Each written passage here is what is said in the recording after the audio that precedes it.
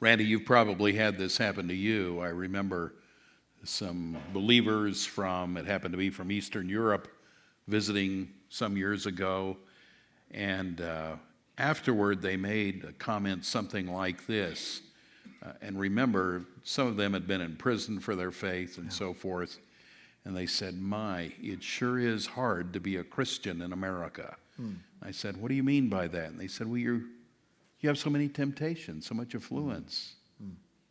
So true. And think of what Jesus said about how hard it is for a rich man to enter the kingdom of God. Why? Well, because a rich man has other things he can trust in. If you're not rich, then you have nothing or little that you can trust in. And so when you're told you should trust in Christ, you go, "Lord, who else? What else would I trust in? You're all I have." But then the more we have, the more our eyes move toward what we have. Does that make sense?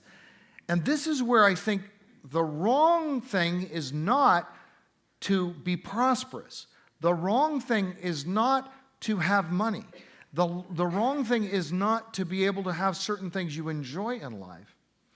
But the wrong thing is when that becomes the focus of your life, and that naturally happens. And that's exactly why in 1 Timothy 6, Paul warns against what a life centered on the accumulation of wealth will do to you. Isn't it interesting that he doesn't argue nearly as much from the point of view of right and wrong?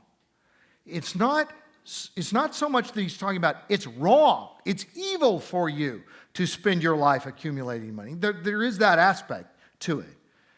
But what he's telling you is it's going to be a disaster for you. In other words, it's not just that it's wrong, it's that it's stupid.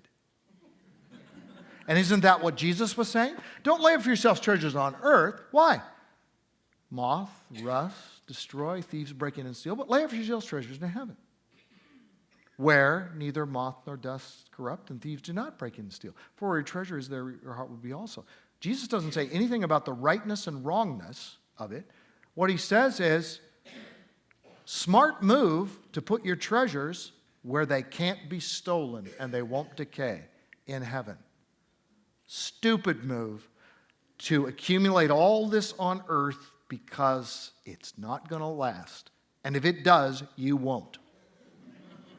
But Randy, our society doesn't believe that. That's right. I think it's a made-up word that you made up, affluenza.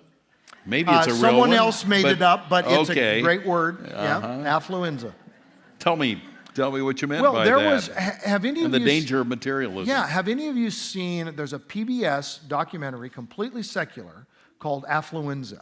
Has anybody seen that? A few of you have. Obviously, I haven't.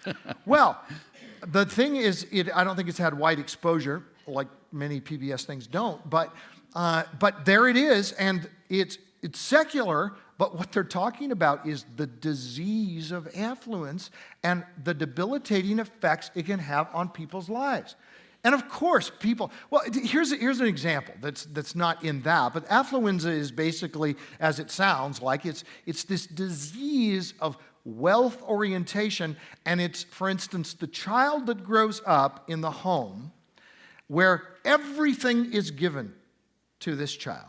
And he's on a soccer team, and they got brand new uniforms. And my grandsons play soccer. I have nothing against playing soccer, and it's great. Okay, our daughters played volleyball as they grew up. The sport isn't bad, but you got these American kids, and they're all out there, and there's all these different soccer balls, and they've all got their nice outfits and their new shoes, and they got all of this, and then there's griping and whining, and that's just the parents. No.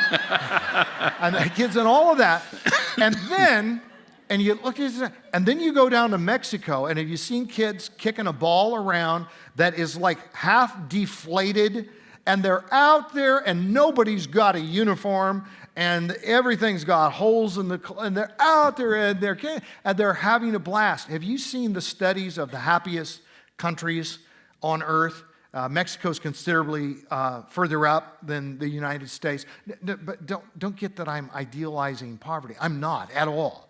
But what I'm saying is that wealth doesn't assure happiness. And one of the interesting things is years ago there was a 60 Minutes where I think it was Morley Safer went to the number one country in the world in terms of happiness. The U.S. is number 25 or something, I don't know. But number one was, not the Netherlands, but... Denmark. Denmark. Number one was Denmark. And so they went and interviewed these people, and one of the things that came out is Morley Safer saying, well, did you know that you're the happiest, people in the world or whatever? He said, we are?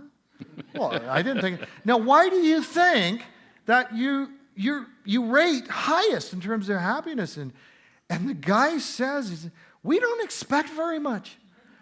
And when it happens, we say, wow, that's great. Now, when you have these expectations and the entitlement mentality that life owes me, you're always disappointed. And what happens is you accumulate more and more, and that's the affluenza thing. And you expect more and more. This is supposed to make me happy, but it doesn't. Now, do something different. Do what Ebenezer Scrooge does in The Christmas Carol. If you go back and read the actual story, The Christmas Carol, and those of you, how many of you have Kindles or some kind of ebook reader? Download that thing free, and there you go, and you're reading along. And I'm reading this, and I'm going, this is the story of a man's conversion.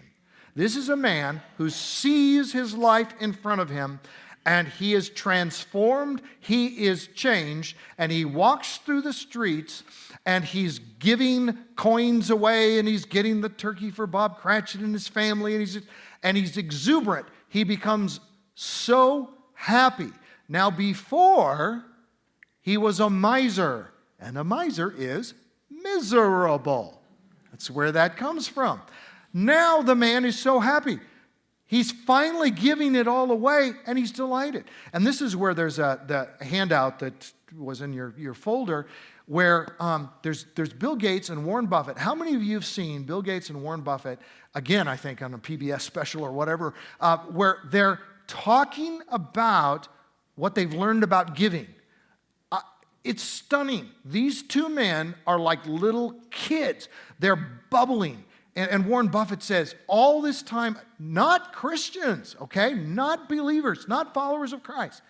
But Warren Buffett says, all my life, I wondered, why do I have all these billions of dollars? He says, I finally found out why. It's so I can give it away. And I thought, isn't it interesting that an unbeliever can discover a principle of life that some believers never discover?